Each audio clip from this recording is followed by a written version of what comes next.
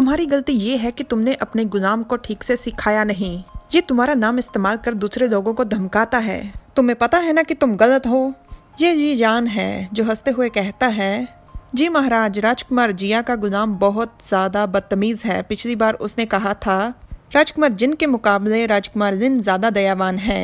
राजकुमार जिन कहता है, जी जान, ये तुम क्या कह रहे हो? मेरे भाई कभी भी इस बात का बुरा नहीं मानेंगे। जिन कहता है, जिन क्या मतलब है तुम्हारे कहने का? क्या तुम ये कहना चाहते हो कि मैं बहुत ज़्यादा बदतर दिल हूँ? जिन कहता है ऐसा नहीं है और जिन कहता है नहीं, तुमने ये जानबूझकर कहा। राजा कहता है, सब लोग चुप हो जाओ, बस बहुत हो गया।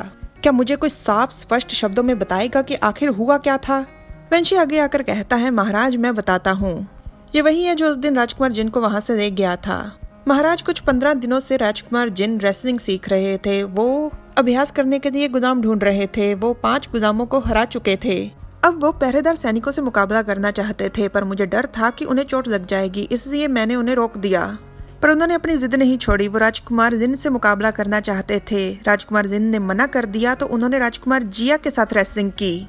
पर राजकुमार जिया ने तो कभी रेसलिंग सीखी ही नहीं थी, इसलिए वो हर बार हर मुकाबले में हार रहे थे।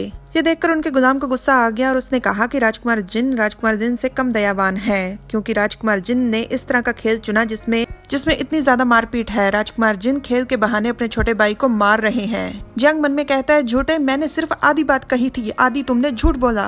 वंशी कहता है, मैं बिल्कुल सच बोल रहा हूँ। ये जान के इरादे बिल्कुल अच्छे हैं। वो बस कहना चाहता है कि राजकुमार जिया का गुलाम बहुत ज्यादा गुस्से वाला है और उससे लोगों के साथ पेश आना बिल्कुल नहीं आता। जियांग मन में कहता है कि ये सब दिखावा है, ये सब कुछ पहले से तय की गई योजना है। ये सब कुछ दिखाना चाहते हैं कि ये बहुत ही अच्छे भाई हैं। जिन कहता है, पिताजी आप तो जानते हैं कि मैं हमेशा से अपने छोटे भाइयों से कितना प्यार करता हूँ। मैं उनके नजदीक रहना चाहता हूँ, उनका ख्याल रखना चाहता हूँ, पर ये नाकाबिल गुलाम ये सब बकवास कर हमारा एक दूसरे के साथ खेलना बंद करवाना चाहता है। जियांग मन में कहता है, मैं इसे कामयाब नहीं होने दे सकता और कहता है, महाराज मैं आपको बताता हूँ। पर उसकी बात सुनने से पहले ही राजा चिल्लाकर कहता है, बस बहुत हो गया। और राजकुमार से कहता है कि तुम इस तरह का घटिया शातिर शैतान गुलाम अपने साथ आखिर रख कैसे सकते हो? तुम्हें अपने बड़े भाई के साथ कोई सहानुभूति नहीं? वो तुम्हारे नजदीक आना चाहता है, तुम्हारा ख्याल रखना चाहता है और तुम इस घटिया गुलाम को सब कुछ बर्बाद करने दे रहे हो।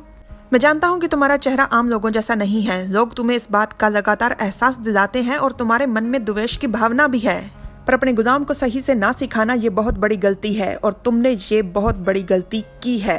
Like, share, subscribe, comment. Thanks for watching.